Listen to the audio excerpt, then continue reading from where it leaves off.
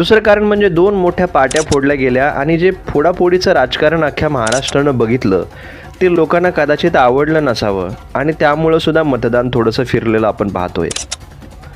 आणि तिसरं महत्त्वाचं कारण म्हणजे जे कालपर्यंत घोटाळेबाज होते ते भारतीय जनता पक्षामध्ये विलीन झाल्यानंतर किंवा भारतीय जनता पक्षाबरोबर गेल्यानंतर त्यांना चांगली चांगली पदं दिली गेली आणि त्यामुळे एक सुज्ञ मतदार फार दुखावला गेला आणि त्यामुळं सुद्धा मतपेट्यामध्ये BJPच्या विरोधात मतदान झालेलं आपण पाहतो.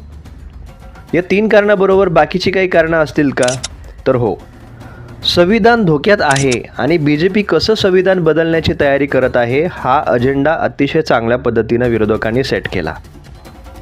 त्याचाही परिणाम BJPला कमी मतदान झाल्याचं आपण पाहतो.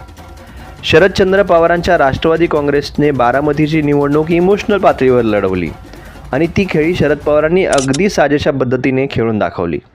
शिवाय